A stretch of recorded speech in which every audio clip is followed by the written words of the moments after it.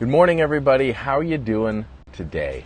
A little bit of a personal mornings with Mark. Not that we don't get personal, but this one hit me hard last night.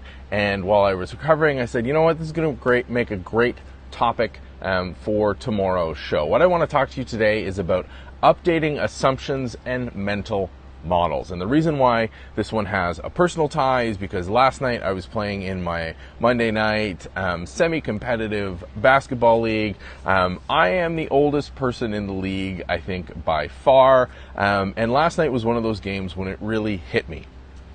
I've been playing basketball for a very, very long time. It's a passion of mine, but I haven't been keeping good personal fitness up. I've been keeping care of myself, as we talked about in a couple episodes ago around self-care and balance.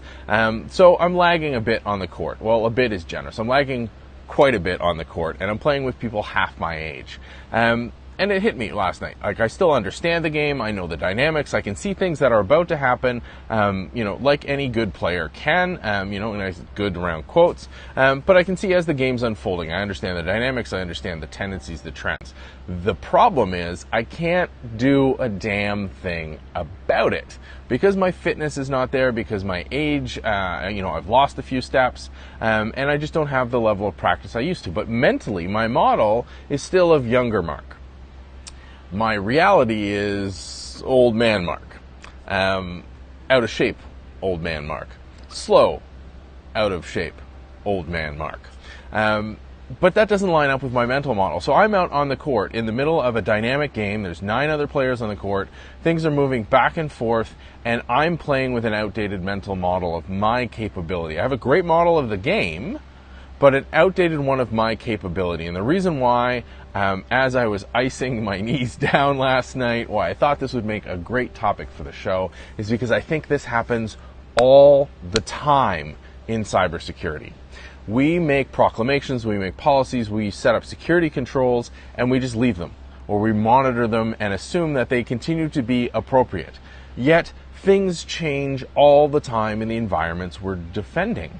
We know that, especially with the push for more of a DevOps culture, for deploying more often into production, that the environments that we're working in are dynamic. They're changing constantly, several times a day, dozens of times a day in the more advanced areas, and even stodgy, old, larger enterprises are still deploying more than just the weekend maintenance window that we used to have in the 90s. So things are changing all the time, but our mental models are not updating. One of the biggest things or easiest example I can call out to you is passwords. It took until last summer, so the summer in 2017, for NIST to finally update the password recommendations. Yet math, logic, and any Psych 101 study could have told you that we've been dealing with really bad passwords for a long time, and we blame that on users. Users weren't picking strong enough passwords. Users were being lazy about the way that they were updating their passwords. They were just incrementing the number in the back or adding a symbol or whatever the case may be. But none of that was actually true. What was the problem was we had an old mental model for what a password could do and how to manage it, and it wasn't lining up with the new reality, right? So it took years and years of work from NIST to finally update that, and we're still years and years away from having that implemented everywhere, right? So that's an example of not updating your mental model. Another one is security policy within the organization to not update. So there's been a debate in public frameworks around the requirements for anti-malware on systems, or being able to prove that anti-malware is running on systems. Well, if you have strong application control and can only execute a known whitelist of executables, do you actually need anti-malware controls in place? I say that yes, obviously working for a vendor that sells anti-malware as well as a host of other security controls, but it's about using the right control at the right time where frameworks and policies don't necessarily permit that type of activity. It's an outdated mental model. One of the easiest ways to tackle this is to make sure that you have an expiration date on any actions you take so that you automatically review them, right? If you want to see this played out in sort of the extreme ridiculous example, look at most Western countries' legal systems. Every time they update a law, they add. There is very, very rarely an event where they remove a law from the books. Yet, some of those laws were written when there were no cars and horses were still going down the streets, when there were no streets. Completely different mental model, like different constructs set up, yet they continue to add instead of take away because of the way that system's been constructed up. We are replicating that in cybersecurity, and it is a massive, massive, massive mistake.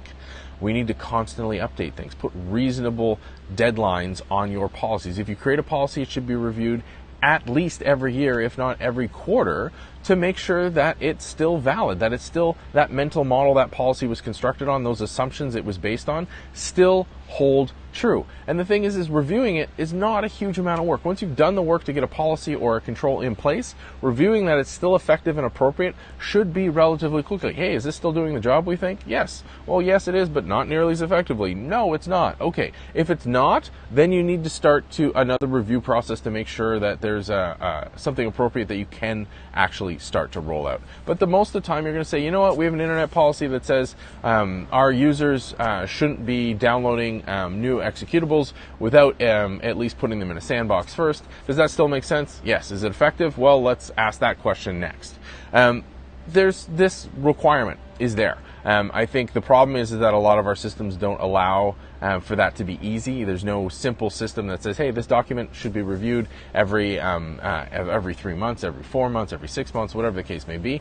Those are easy enough to write. I think you should be looking down that route. You should be having regular reviews of your policies, regular reviews of your security controls, to make sure you're not in the situation I was last night on the court, where I'm playing with an outdated mental model. I think I can still contribute there, but I need to update my mental model to account for the fact that, you know, I'm older, I'm twice as old as a lot of the folks, I'm slower, and I'm not at all anywhere near a decent level of fitness, let alone a fitness of somebody half my age. But if I update my mental model, I should be okay and still continue to have fun. Make sure you're doing that within your cybersecurity practice. What do you think? Let me know. Hit me up online, MarkNCA, in the comments down below, or as always by email, me@markn.ca.